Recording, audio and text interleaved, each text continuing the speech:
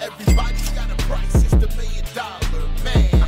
Podcast in demand. Understand, everybody's got a price. $1 million man. Everybody's got a price. $1 million man. Everybody's got a pod, it's the $1 million man. Podcast in demand. Understand, everybody's got a price. $1 million man. Everybody's got a price. What's up, everybody? It's Marcus D'Angelo, and we are back for episode 3 of Everybody's Got a Pod. And I'm joined, of course, by the Hall of Famer, the $1 million man, the legend, Ted DiBiase. Ted, we're back, brother. Hey, brother, it's good to be back, Marcus. And I'm gosh, from you, I'm hearing a lot of good feedback. Man, it's been incredible so far. A lot of folks have reached out to me on my personal social media, and not a single one of them has had anything negative to say. I'm sure if there's folks with some negativity here and there on YouTube or wherever, but none of it's coming at me so far. Everybody's loving what we're doing, and so am I, man. It's been a blast so far, hasn't it? That's been great. I'm loving it too. So yeah, I mean, it's like, and it gives me an opportunity to go back into the history of what I did and some of those stories. And of course, you know, I'll be 70 years old in January, and they say, like, you know, as you get older, you naturally lose some of your, you know, your ability to remember things. It's funny though. It's like, if I'm prompted, I can remember stuff I did, you know, like 20 years ago, and I can't remember what I did yesterday. Well, yeah, I mean, so far it's you've been great, and all the stuff that I've been hearing from folks online is like, man, Ted's a great storyteller. Man, he really is able to go into detail, and we've got plenty more to cover. I mean, it's a tip of the iceberg. All we've talked about is 1988, and you had a hell of a nice long career, and it's still going. So yeah, we'll have a lot of fun talking about that. But today, Ted, we're talking about the new generation era. We're looking back to 1995 and the first ever In Your House when you were acting as a manager for Money Inc. But before we get there, Ted, I did want to mention, first of all, that if you're watching us, it means you've subscribed to Premiere Plus on Premiere Streaming Network, which is the only place to get this podcast on video and with no commercials. If you're just listening to this right now, just go and check it out. It doesn't cost you anything to look. It's Premiere Streaming Network at premierstreamingnetwork.com. That's Premier, streamingnetwork.com. Your destination for Everybody's Got a Pod, exclusive videos, your favorite sports and entertainment events from around the world. They just added a podcast with RVD to this network as well. And man, they're constantly growing, constantly adapting, and the future looks bright over there. So just go and check it out. Let's get into our subject this week. You know, it's 1995, and at this point, Ted, your in-ring career was over. It had ended in 1993. 2023 marks the 30-year anniversary of your retirement, and we will be talking about that this year. SummerSlam, your final match with Razor Ramon is coming up. Marcus, did you have to remind me? My God, I've been retired 30 years. Oh my God, it's incredible. It's incredible. It doesn't feel like I remember it. So it doesn't feel like that long ago. And SummerSlam is coming up fast, SummerSlam season. So we'll be talking about your match with Razor Ramon, what happened with you in Japan. All of that is coming up. But for right now, I just want to ask, here in 1995, how are you feeling about your new role in the company as a manager? You know, I was getting used to it. I mean, obviously, the thing I was most comfortable with always was wrestling, you know, being an in-ring talent and everything. And of course, you know, nothing lasts forever. And, you know, and because of, and a lot of people even said, you know, Ted, you still had some good years left if you wanted them in terms of in-ring. Mm-hmm. And I knew that. But, you know, my dad was 45 years old when he had a heart attack in a ring in Lubbock, Texas, and died. Now, Mike DiBiase was not my biological father, but he was the dad that raised me, and I lost him at the age of 15. He was 45. He died of what they call arteriosclerosis, hardening of the arteries. Of course, they didn't know, and you know, at that time, a lot of the things they know about the heart and other things. But you know, he had a couple of checkups, and I think he knew. We all think that he knew that something wasn't right, but you know, he wasn't ready to quit. I mean, in his own words. He saw that I had some football talent my freshman year in Omaha, and he said, "You know what? We're going to go back. I'm going to go back and wrestle for the Funks in Texas, and let you finish high school there," because he knew that Texas high school football, there's none better, and see, yeah, I can get a scholarship somewhere. But that was his thoughts, and we went back that summer, and in July he had a heart attack and died. So I guess part of me was like, I'm not going to stay too long. And there are some guys and a couple of guys and I won't mention names because I love them, that are still wrestling or are still trying to wrestle. And it just breaks my heart. It breaks my heart when I see them because they look terrible. I mean, they don't look like they should be in a wrestling ring at this point in time in their life. And it just, but I understand, as much as I hate it when I see it, I get it. I understand. I understand why they do it. So I don't know. Man, that made any sense. No, it did. And look, like it's got to be such a strange feeling where after all the years of training, the years on the road, all the things that you did to get where you are, to all of a sudden just say like, okay, I'm never gonna take another bump again. Like that's got to be a really bizarre feeling, hard to come to terms with. Yeah, and it is, especially. I mean, there's a lot of people that go to work every day, Marcus, and you know what, they go, and some people like what they do. But not everybody likes what they do. There's a lot of people who go to work every day simply because they have to put food on the table, and they don't necessarily love what they do. I absolutely, I lived, ate, and dreamed wrestling. I mean, I was a kid who grew up in it, watched his dad, watched other guys, and from the get go, I was determined. I mean, I had already signed a letter of intent, a conference letter of intent to play college football at the University of Arizona.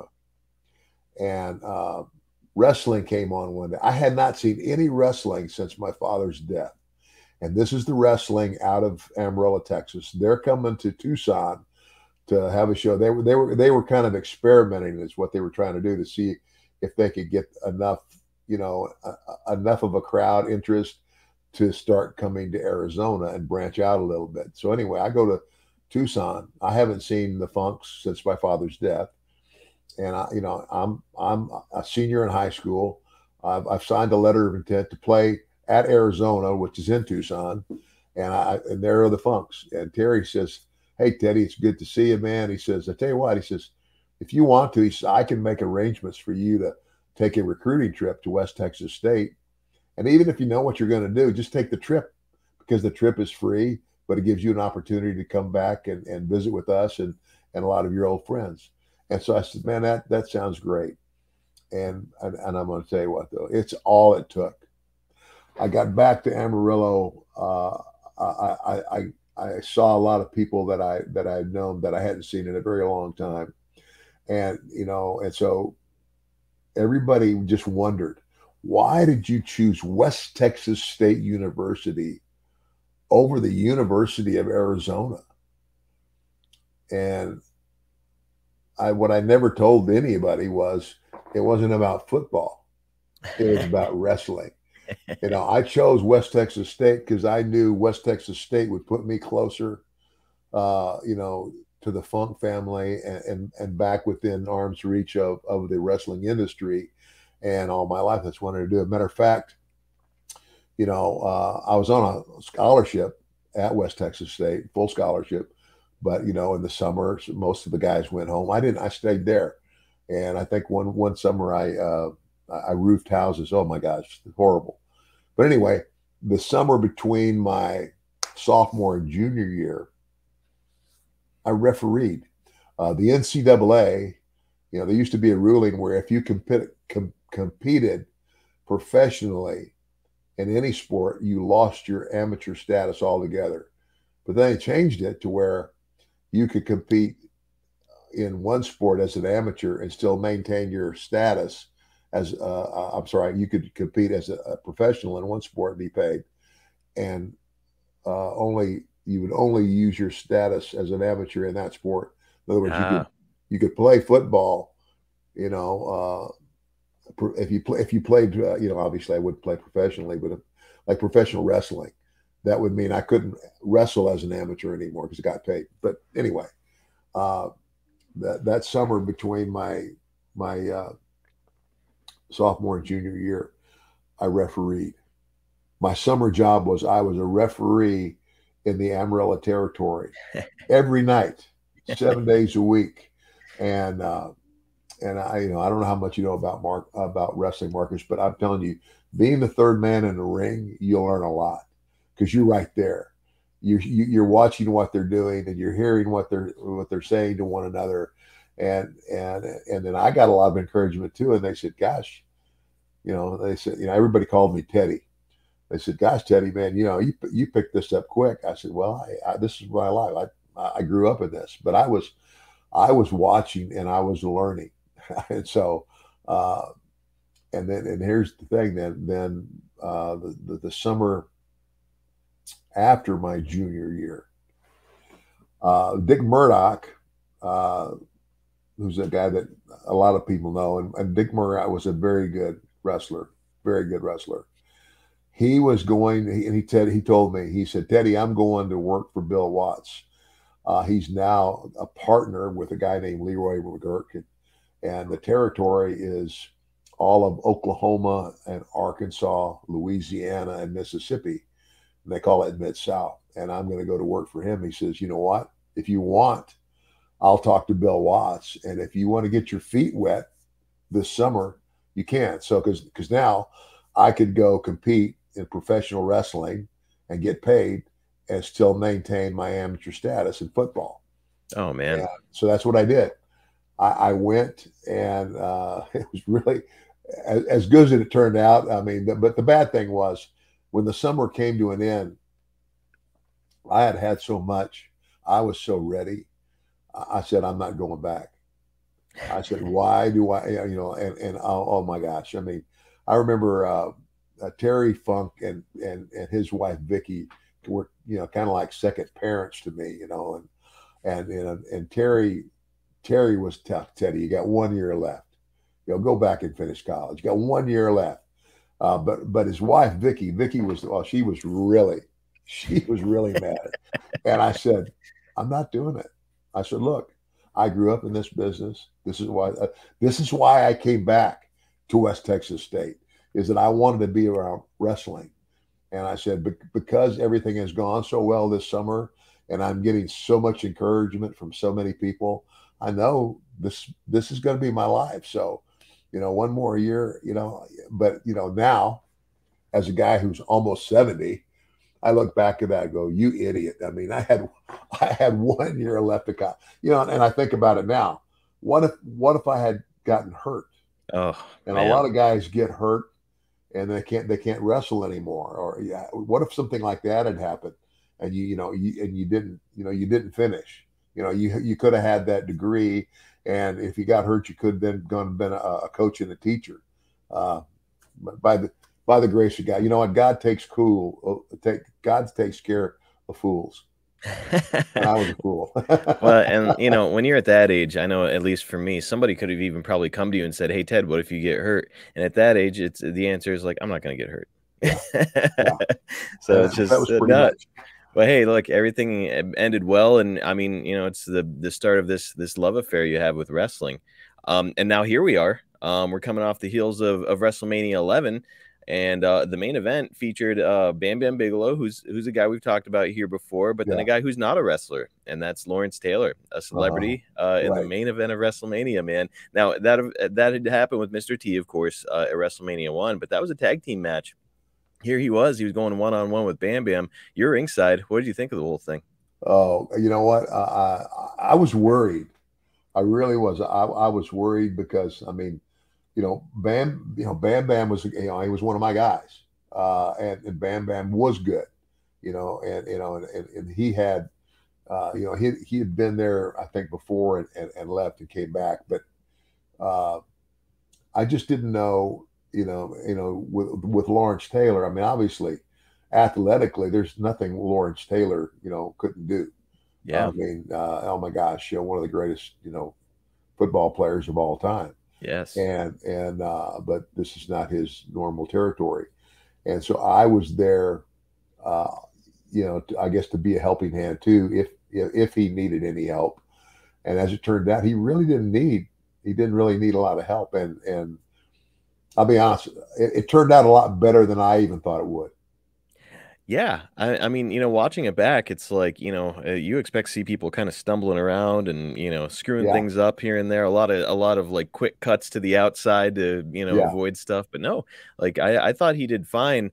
However, not everybody was real satisfied with it. We'll talk about WrestleMania 11 in long form at some point down the road here. But I've got this from the Observer. Bitterness already in the WWF locker room, somewhat over the Taylor deal, because some actually believe the $1 million plus points figure, but more so the feeling that the other football players who basically didn't do much but stay in the corner got more than the wrestlers did. Most figured this would happen when the Mania paychecks came in 90 or so days, but it's already there now.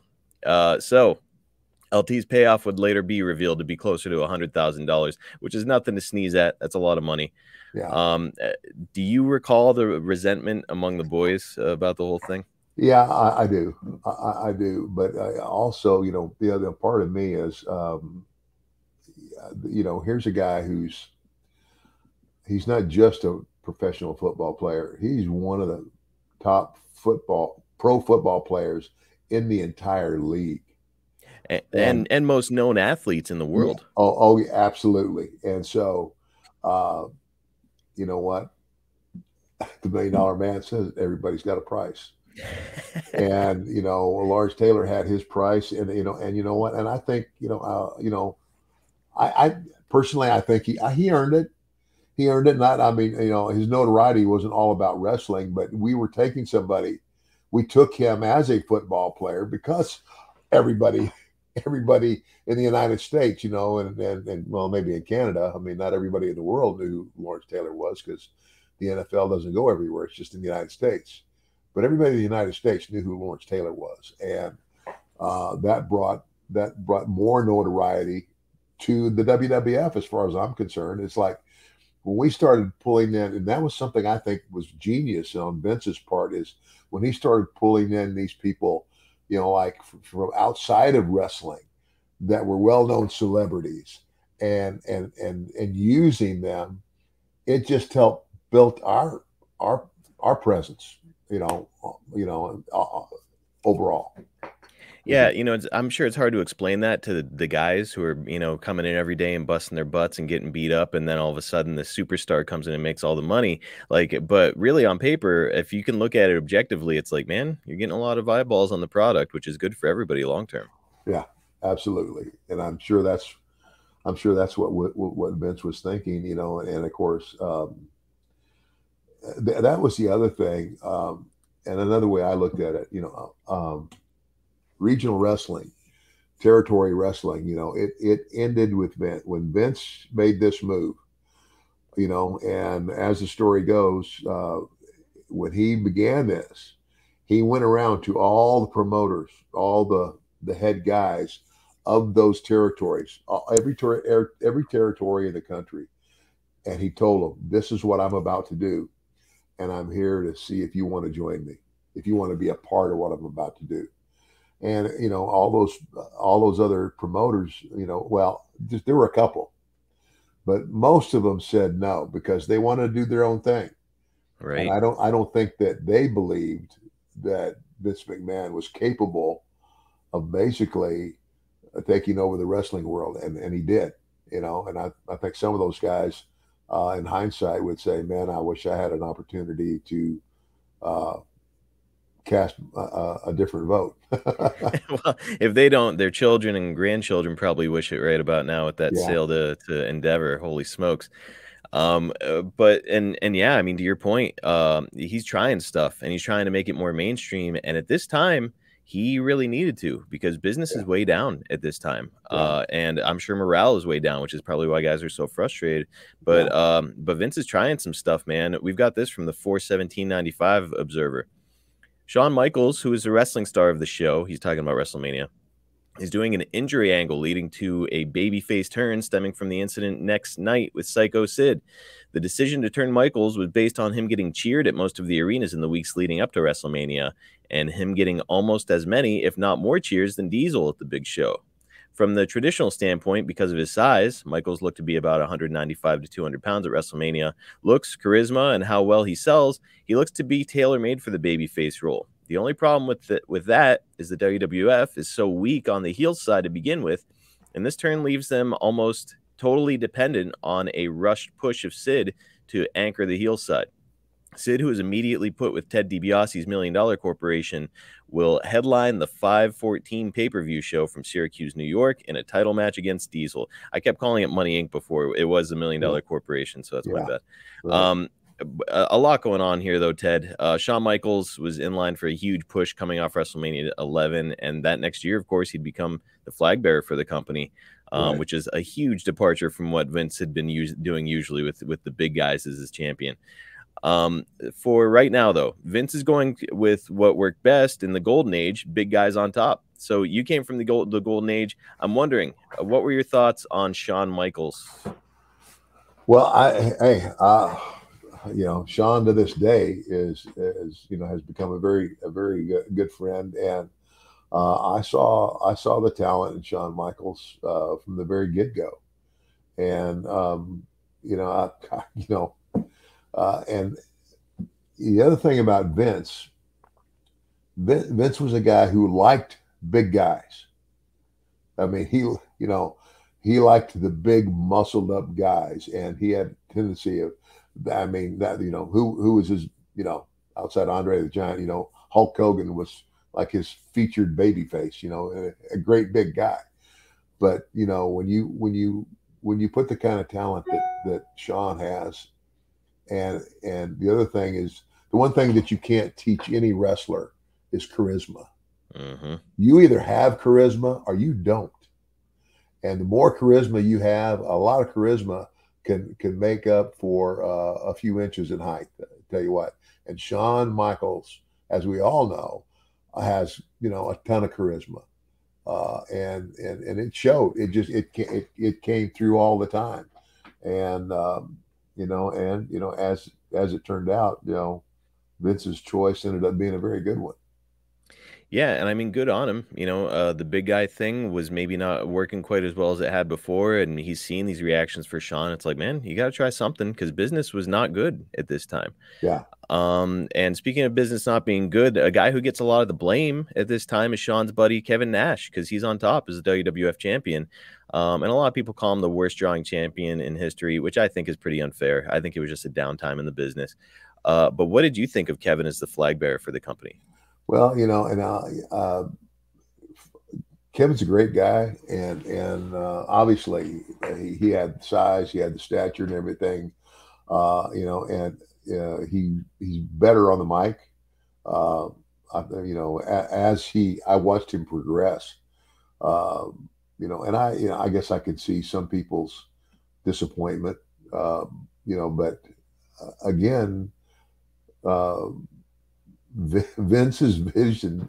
I mean, that's the one thing nobody knew. What's Vince's vision down the road? Where does he see this going? And as it all worked out, it all ended up working out pretty dang good for everybody.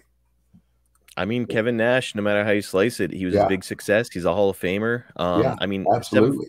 7 foot tall, handsome, like muscular. It's like, no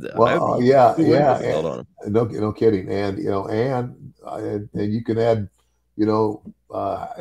Kevin's been in several movies now. I mean, this, I wouldn't say he's a movie star, but he's not The Rock. But I mean, I've seen Kevin in a lot of movies. Yeah.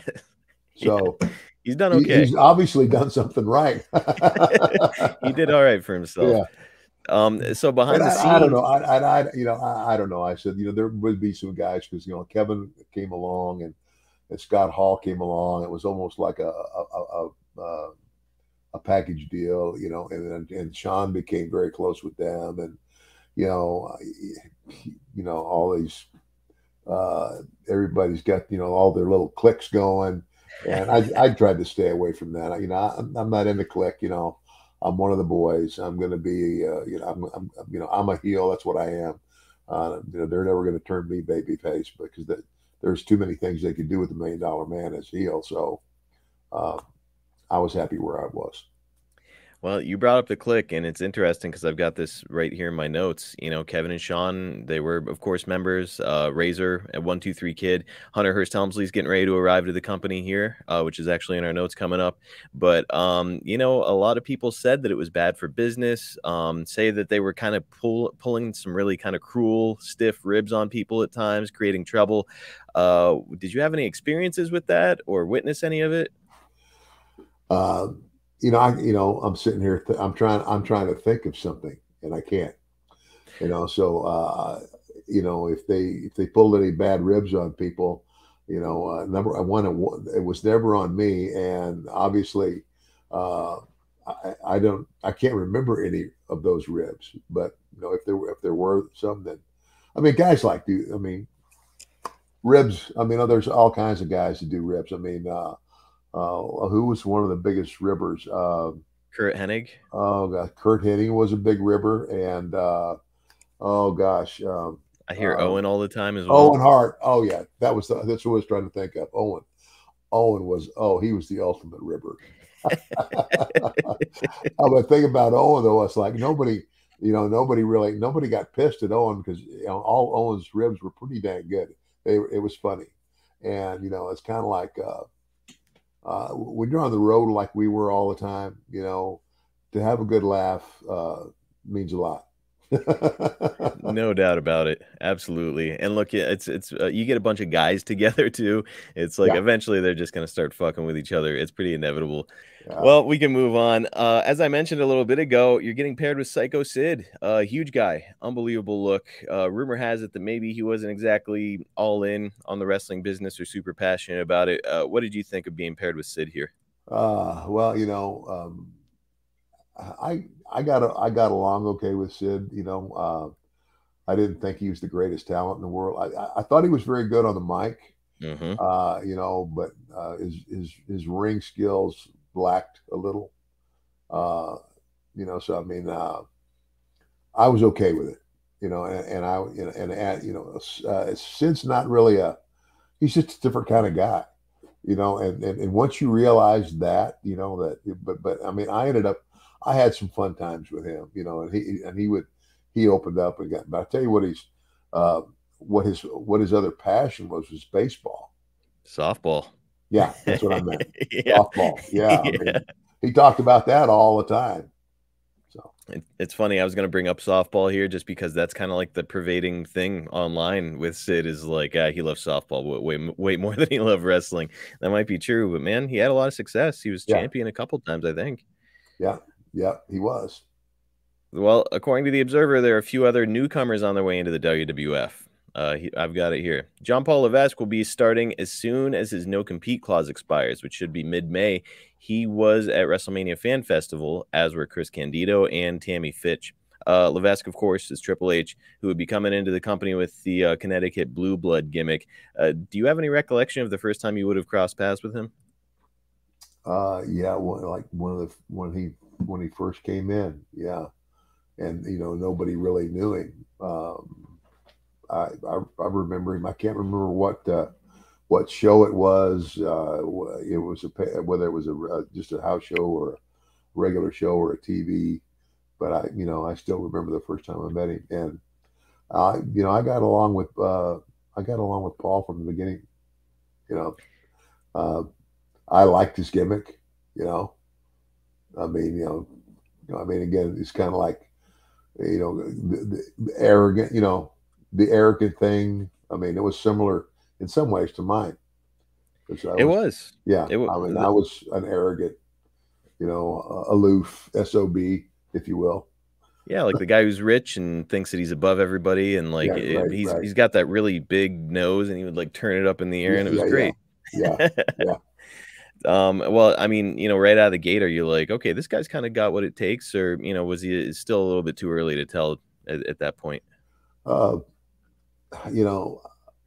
I saw talent for sure, but ultimately, as he progressed, I guess I was like, pleasantly, I guess, shocked to see how he did grow. I mean, and how he came to be. I mean, then he just got, uh, he went to the top, and he deserved it.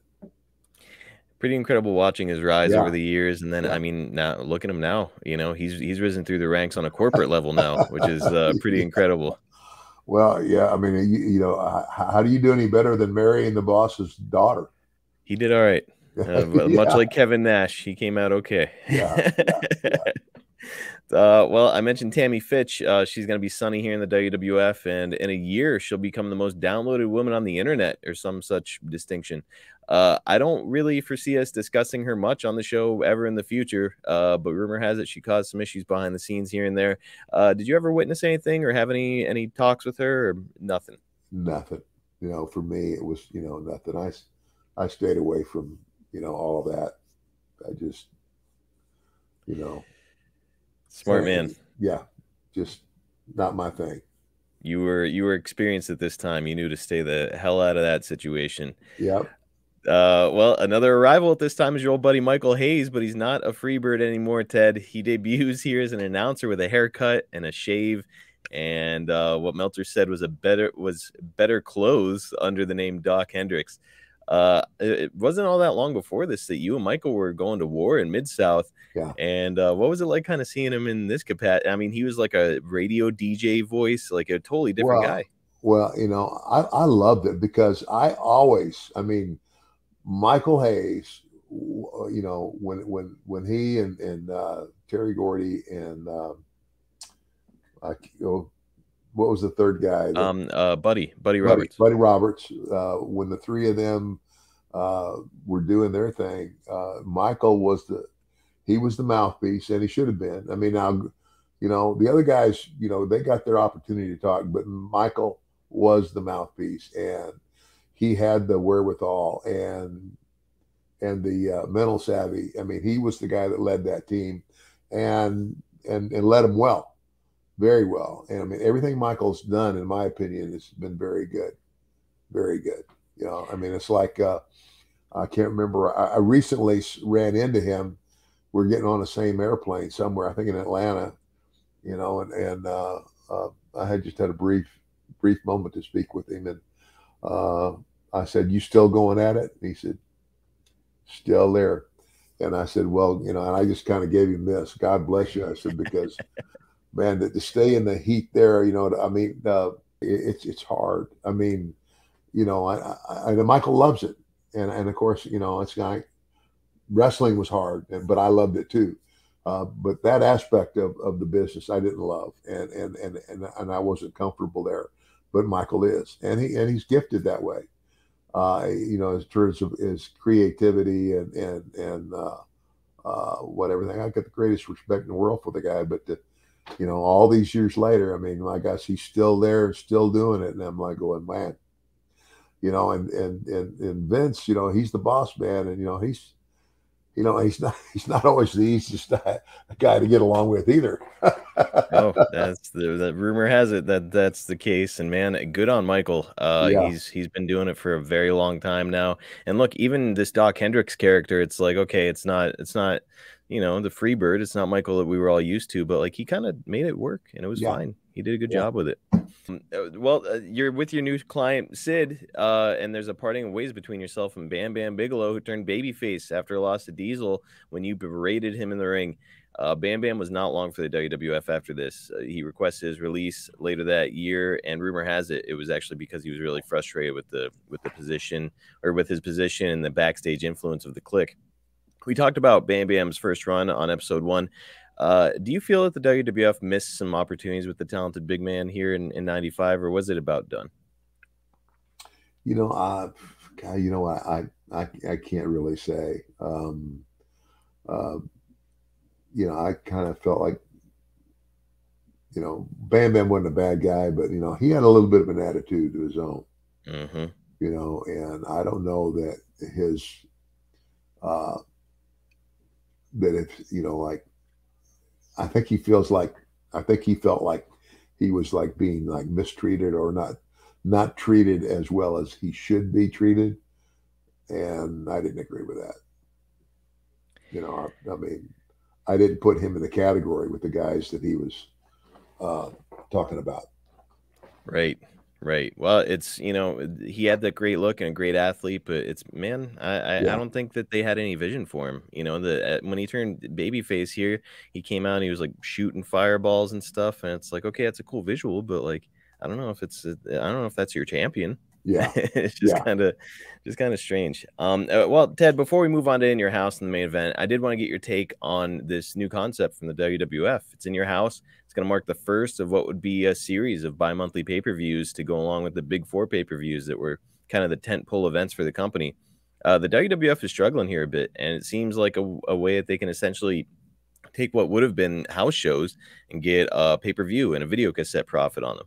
So in the middle of all this, however, you've got to consider production costs, and they're also buying a damn house, so that they're going to give away on TV. So I'm not sure what the deal is or how they made it profitable. I imagine they did, though, if he kept doing these. At the time, how would you have viewed this opportunity? Man, you know, I don't know. I just, you know, basically, I kept my mouth shut and did what I was told. Um, um, you know, I do think that, you know, like doing you know, moving it to where there's a pay-per-view every month. I think that I didn't like that. It's kind of like, you know, uh, I liked it better when it was like actually to begin with, there was one. It was Yep. WrestleMania. That was your big main event show, you know, and then they did them seasonally. Like there was, you know, like one in the fall, one in the summer, SummerSlam, you know, and I don't know, I can't remember. WrestleMania was one, SummerSlam was one, and I can't remember the name of the other It's two. Survivor Series, Royal Rumble. Yeah, yeah. Yep. I liked it when it was that way, but when they went to having a pay-per-view, you know, show every month, I thought it was just, you know, and I don't know why they did. I mean, you know, to me, you know, if it's not broke, don't fix it. You know, maybe I don't know. Maybe they did it because they were hurting for money. I don't know. And, you know, I think on paper, from a business standpoint, it probably makes sense, you know, because again, you can monetize those VHS tapes back in those days, and, you know, you're monetizing pay-per-view, and they were selling it at a discounted rate so people will be more attracted and maybe be able to afford more of these. So I kind of get it from that standpoint. However, I think that this kind of marked the time when all of a sudden the storylines were moving a lot faster. You know, it used to be you'd have a feud with a guy for 4, maybe 6 months, sometimes 8 months or a year, and now it's like, okay, you've got a pay-per-view every single month. Yeah, How often are you going to blow these off? Maybe you got 2 pay-per-views to get it done, something like yeah, that. yeah. That fascinating doing the comparison, Ted. And speaking of fascinating, before the match between Diesel and Sid here at In Your House, we do get a promo that I had to include as our clip this week. It makes me laugh every time I see it, and it's actually become kind of like an internet phenomenon where people will say Jim Ross's line to one another. I'll let you watch here and we can talk about it. A lot of people say that your desire to control the WWF Championship is more like an obsession. Are you obsessed with obtaining the WWF title? You might say that, Jim Ross. You might say that I am obsessed with gaining the World Wrestling Federation title because, you see, by winning the title and bringing it to the corporation, it gives me a tremendous amount of leverage within the World Wrestling Federation. And as you know, I always like to have the upper hand. And as far as me not being able to have bought the title, when this man walks in that ring tonight and walks out with that belt, I will have, in fact, bought the title because he works for me. Sid, I've got a question for you. We all know that you can bring the heavy offense, but there are a lot of skeptics that think that perhaps you can't take it, that you can't take the punishment that Diesel will give you tonight. How do you address those skeptics? Well, the skeptics and all the people have a little bit of... Let me do this again. Oh, it's live, pal. Sorry. Anybody has any doubt will get their answer tonight. Well, there you hear it, a man, a few words. Psycho Sid, back to you, Todd. We're live, pal. That's become kind of like a thing online now. People say it to one another all the time to this day, all these years later, 28 years ago. Just yikes, man. I mean, you're standing there for it. Do you just shake your head? Do you laugh? Do you offer him advice afterwards? How does that go? No, there wasn't much anybody could say. I mean, I mean, like they weren't gonna, I don't know if those were live. If that interview was live, like he didn't know what he was going to say, or he messed up what he was saying, and he said, "Let's do it again." And it's basically, it's live. You can't do it again, dumbass. So anyway. Oh man, just amazing. I mean, we've discussed your ring and your mic skills here before, and it does make me wonder, you're paired with a talent like Sid, who's, he's not great in the ring. He had his moments as on the mic, as you mentioned. As his manager, are you like offering advice, or was your relationship with him not quite like that? From time to time I would, I would suggest something to him, but I mean, it's kind of like, personality wise, I mean, he's going to do what he wants to do. I could tell he wasn't interested in hearing what anybody else had to say, and that was his biggest problem. Mm-hmm. It's kind of like, I know it all, I can do it all, and it was just, he wasn't a bad guy. He's just a strange guy. I think a lot of my peers would agree with me. It was like, he wasn't a totally bad guy. I mean, he could, there were times when he could be really funny and have a lot of fun, and he did love, absolutely. He just lived for to play softball, for sure. I mean, he had all kinds of softball stories, but I don't know, just different guy, just a real different guy. Well, I mean, irreplaceable look, to be sure. And man, some of those promos he would do as Psycho Sid, that look he would get on his face, it was like, man, he's awesome, like intense, imposing. However, the bell rang and things wouldn't always go great, and that was the case here. The match wasn't good. It was I was a huge Diesel fan as a kid. So when I watch it, it's fun for me. I have like nostalgia for it, but it was voted the worst match by the Observer readers, and Meltzer called it clumsy and predictable. I mean, you've got two huge guys here in a featured spot. Neither of them are really exactly ring technicians. Traditionally they seem to perform better when a big guy is with a smaller guy who can bounce around for them. What do you think about pairing up a couple of big guys? I mean, it looks great on a poster. It's pairing a couple of big guys is okay if you got at least one of those guys who is capable of leading the match. That's the deal. When I first started the business, I was a baby face, for a long time. But as I went, I was also picking up those other skills. I mean, I was one of those guys, like, I could be on the first or second match when I started, but I didn't have my match and, shower and get in my car and leave. I stayed. I watched all the matches, especially the main events, because that's where I wanted to be. I wanted to eventually be in that main event. And I went, again, when I was a young guy, and like I said, Murdoch had first got me booked with Bill Watts. They would do their interviews on a certain day every week, and I went to those. I didn't do any interviews yet. I just went and watched, and I knew what the storylines were. I was like going to school. And I just kind of think that's what's been missing in our business, I mean, it's like, Sid was, he was okay, but he was, he could. I think realistically, a lot of his promos were pretty good, and I think his promos were a little bit better than his ability to, carry a match. I think he needed help in the ring. And I've never worked with Diesel, Kevin.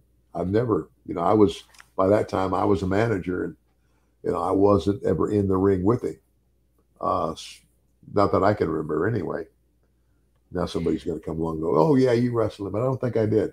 No, because by the time he retired, he may have been in the company. I can't really recall, but I know that he was a heel, so you wouldn't have worked with him. No, I don't think you ever got to step in the ring with him. Well, I got one more question, Ted, and then we'll just do a couple quick fan questions and wrap this one up this week. Okay. It's kind of a weird one, but it's something I'm curious about with you. If you can just put on your promoter cap for a second. Would you have had Kevin Nash, Diesel, as the champion here? Asked another way, given the current talent and resources that were there in 1995, do you feel that he was the most marketable performer in the company? Well, refresh my memory. Who else was there with me? Well, you've got in the company, like kind of the biggest stars you've got are, well, Diesel, of course, and then Sid is on the rise. But some of the other stalwarts are like Bret Hart. You've got The Undertaker, Razor Ramon, Shawn Michaels. Those were kind of the biggest stars in the company at the time. Yeah. I guess personally, I don't think so. I mean, Kevin's a great guy. I like him personally. But he was never. I mean, he developed to where, I mean, he did some pretty good promos and stuff. But again, he's somebody else who really needed a ring general in there with him. And if he had a ring general in there with him, like for example, Shawn Michaels, Shawn's a ring general. Shawn go out there, call a match, and lead the best of them. Then he's good. But I think whoever carries the world title, in my opinion, is someone who needs to be able to work with anybody. My opinion. Well, and Bret Hart was there, and he was that guy. Yes, and again, another guy who comes from the same background that I does, who grew up in the wrestling business, old school, and he could. Bret could work with anybody. I mean, you know what? Bret and I only had one match. That's it. And I mean, I think we wrestled each other in Odessa, Texas, and we wrestled to a draw. I remember when we went backstage, Pat Patterson, he said, "Man," he says, "you guys have been spending a lot of time together." He says, "That match was awesome." And we looked at each other and smiled and looked back at Pat and said, "Pat, that's the first time we ever touched." I mean, that was the first match we ever had. And then Pat was really putting it over. And I said, because psychologically we came from the same background of this is wrestling. You got your guy who's your heat getter, and at that time it was me. I mean, the $1 Million Man was always heel. And you got your baby face. And the deal is I make the baby face, I beat him up, but eventually I make the baby's face shine, and by the end of it, he's kicking my butt, and the bell rings and time runs out, and and he looks at me and I looked at him, and like, there'll be another time, big boy. So anyway, it was good. Man, you just set me on a path. I'm going to go down an internet rabbit hole and try to see if I can find footage of that match. Because, man, that's I don't know, and I think I'm trying to say that match we did. I remember it was in Odessa, Texas, but I think it was done for Coliseum Video. Okay, so if it was done for Coliseum Video, it's out there. Yeah, I mean, I guess you could just maybe Google $1 Million Man versus Bret Hart. I don't know. I'm doing it, and I'm sure a lot of our listeners are about to do it. So, speaking of our listeners, let's get to a couple of their questions here. We've got Francis Reyes. Were you happy with the suit you were wearing, or did you want to wear your $1 Million ring gear? So the shiny suit or the kind of normal looking suit? Well, the $1 Million Man, right? The whole deal there was, they made that suit for me, and it was kind of like, if this is the monkey suit I got to wear, okay. But like I said, when I got in the ring and the suit came off, and it's like that whole deal, like it was just the shirt wasn't even a full shirt. It was just enough to cover, that area. Right. And I could snap that off, take off the jacket, and Virgil would take it. He would whip the pants off of me, like kind of like a stripper in a bar or something. And that's the real answer here is like maybe your character that suit would have worked for you, but you weren't wrestling anymore. So like for you to have a tearaway suit on all the time, it's inevitable that part of it's going to tear away at some point, and there you are in your underwear or Well, whatever. that's just it. The only time I wore those outfits, I had a black and gold one. I had a silver one. I had a green one, obviously. I had 3 or 4 of them. And but no, once I became a manager, I never wore those anymore. Then Right. I was wearing like just a regular suit, and I was much happier in it. Last question this week. It's from Thomas. Is there anyone in this era that Ted would have liked to see join the $1 million corporation, or someone that he pushed to join but just never happened? It's you guys, I need a little grace here. I'm almost 70 years old. And, Well, if I can suggest somebody, how about the newly arriving Hunter Hearst Helmsley? That kind of feels like a fit, right? oh yeah, if I could have got him. And of course, that's the other thing about Paul. It was like, I don't know that anybody really, when he first started, saw what he was going to become. No. I mean, I think Paul did a real good job of coming of age and shocking everybody. He did a hell of a job, Yes, he did. and ended up being one of the greatest workers we've ever had. I know, at the time, I kind of look at him like, okay, he's like, he's a mid-card guy, like Intercontinental Champion guy, but he continually evolved his character, Oh, absolutely. and it made him a star. Absolutely. And I tell you the other thing where I give him a lot of credit. I mean,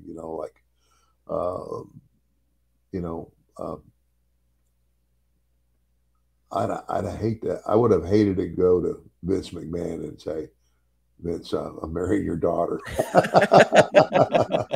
You're fired. My God. No, but I'm just joking there. But just in general, I know, like last year, they had me go down to NXT and do that thing with Cameron Grimes, because apparently Cameron had legitimately made a lot of money in the stock market, because he follows the stock market, and so he legit made a bunch of money, and so they said, man, well, let's have a little story here about him he starts to act like me now, right? And he's doing all this stuff, and so they had me come in, and he goes and he buys this diamond bezeled watch or this really nice expensive Rolex. And I come up behind him and I go, nice watch, kid. Then I hold up the diamond bezeled watch and go, but it's not $1 million watch. I laugh and walk away. So anyway, we did 2 or 3 weeks like that. It went a little longer than they anticipated, because it got over. That's where I kind of, now I'm seeing Triple H as the boss. He's the guy running NXT every week, and and he's coming and going from Stanford, and it's like, wow, man. I don't think he ever envisioned, when he married into the family, that, I don't know, maybe he did, but I just applaud him because he did a hell of a job. Unbelievable. I mean, the guys. There's a lot of. While I was there, the period of time that I was there, I watched a lot of guys that I saw potential in, and and eventually they started moving them up, and they've done well. And so again, I give credit to Triple H for a lot of hard work, man.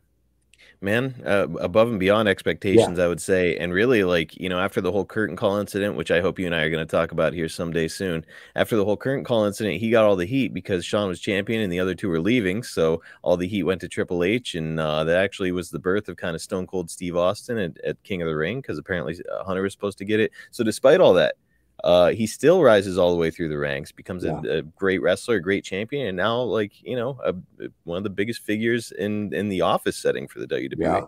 Just remarkable. Yeah, just remarkable. And And and you know what? He had, he worked his way all the way to the top. Then none of that comes easy. None of it.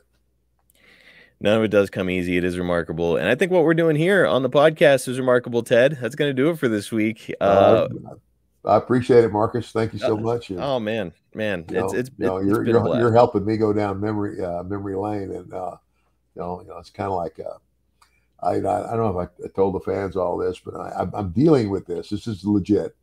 I don't have Alzheimer's and I don't have dementia. But they said, Ted, you have something, we just simply call it severe brain trauma. I said, really? I only wrestled for maybe almost 20 years. So I'm not surprised that I might have a little brain trauma, but what it affects is my memory. And they say, they say it's to be easier for you to remember something you did like 40 or 50 years ago. But the short-term memory, some of the stuff like now, but it's bits and pieces. I mean, it's kind of like, and having had a almost 20-year active career, I mean, I physically wrestled almost 20 years. And that's, in the early days of that, there were no days off. That was 7 days a week we wrestled. Man. And, until I went to the WWF, and then even then when I first started with them was 3 straight weeks on, 21 days, 21 cities, and then you go home for a week. And then they eventually changed it to 10 on, 3 off, 4 on, and 3 off. So you were home a little more. So, but again, I thank God I'm still here. Man, and like we're not even talking about all the years you played football, and yeah, it's like I'm 100%. You're gonna have some. I played football in high school. I'm sure I've got it, and I didn't take a wrestling bump once in my whole life. So, so no, man, no. And you're doing a hell of a job, Ted. I'm having a real blast doing this, and like I said, the feedback has been great. And by the way, if you're looking to hear some clips from our show, if you're looking to catch up, and if you're looking to get some YouTube exclusive material, we actually just put up our first YouTube exclusive video today as this is recording. You've got to go over to youtube.com/@everybody's-got-a-pod. And up until the end of June, we're doing a giveaway. I've got this right here. You signed it. It's a signed Funko Pop. We've got one of those, but we have 11 of these signed Panini Select trading cards that you personally signed, and we're giving them all away. All you've got to do is go to youtube.com/@everybody's-got-a-pod and subscribe, and that's it. You're in. So again, it runs till the end of June. Go over there and subscribe now. We're rocking and rolling over there, and we want you to be a part of it. Absolutely. And as I go, just always remember, everybody's got a price for the $1 Million Man. I can't think of a better way to end this. We'll catch you guys next time right here on Everybody's Got a Pod.